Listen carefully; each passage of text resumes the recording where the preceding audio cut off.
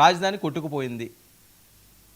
వర్షం పడ్డం పాపం బెజవాడ పరిసర ప్రాంతాల్లోనే జరుగుతున్న ప్రచారం. అది ఎవరు చేశారు, ఎవరు మాట్లాడారు, ఇందులోకి నేను వెళ్ళను. ఎవరికి నచ్చినట్టు వాళ్ళు మాట్లాడుతున్నారు, ఎవరికి నచ్చినట్టు వాళ్ళు రాస్తున్నారు. కానీ అది మంచి పరిణామం కాదు. ఒక రాజధాని ప్రాంతం, అది గుండెకాయ రాష్ట్రానికి. 10 సంవత్సరాల నుంచి రాజధాని లేకుండానే పోయింది. ఎక్కడున్నదో తెలియదు, ఉంటుందో ఉండదో తెలియదు.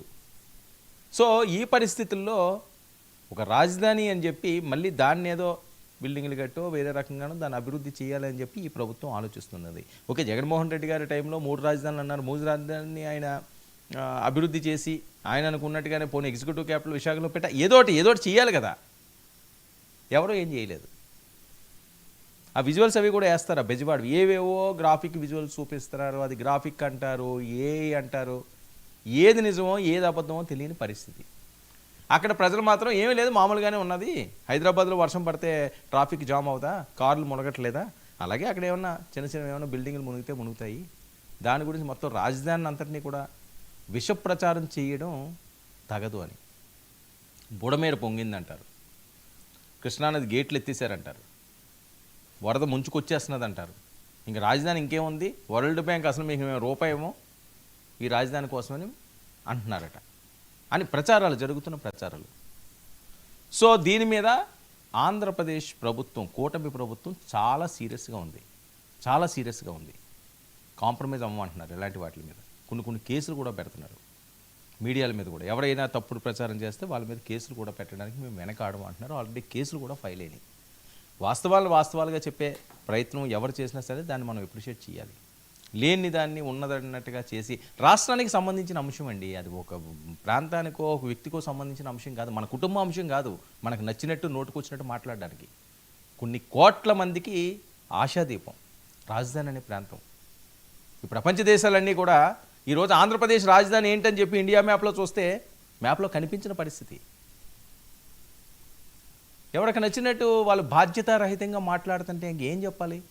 రాజకీయాలు చేసుకోవడానికి రాజధానే కావాలా? వేరే అంశాలు ఏం లేవా ఆంధ్రప్రదేశ్లోని? చాలా అంశాలు ఉంటాయి. తప్పు చేస్తే నిలదీయండి, ప్రతిపక్షాలు కూడా, వైఎస్ఆర్సీపీ కూడా తప్పు చేస్తే నిలదీయండి. కానీ అనవసరమైన ప్రచారాలు రాజధాని మీద చేయొద్దు అని. అమరావతి ఉద్యమాలు ఏ రకంగా జరిగినాయో మనం చూసాం కదా, ఎలాంటి ఉద్యమాలు జరిగినాయో చూసాం కదా మనం. దాని పరిస్థితి ఏంటి? సో వర్షాలకు అమరావతి మునిగిందంటూ విష ప్రచారాలు. ఐకానిక్ టవర్స్తో సహా కీలక ప్రాంతాలు జలమయం. ఎవరు అంబటి గారు మాట్లాడింది. 2 ఏళ్లలో అమరావతిలో పులస చేపలు పడతాం, కేతిరెడ్డి. కాదు ఏంటిది? ఏ ప్రాంతం గురించి ఏం మాట్లాడుతున్నారండి? మనం సెటైర్లు వేసుకోవడానికి ఇదా సమయం? అంటే పులస పడతారట అక్కడ. ఎందుకంటే గోదావరి దగ్గర నుంచి ఎక్కడి నుంచో ఏదో నీరు వచ్చేస్తున్నది కొట్టుకుని, అవన్నీ కూడా ఆ చేపలన్నీ ఇక్కడికి వచ్చేస్తుంది. మరి ఇక్కడ ఏమో సముద్రం ఇది కలుస్తున్నదేమో ఆ కృష్ణా బ్యారేజ్ దగ్గర. 2 ఏళ్లలో అమరావతిలో పులస చేపలు పడతామన్న కేతిరెడ్డి అంటే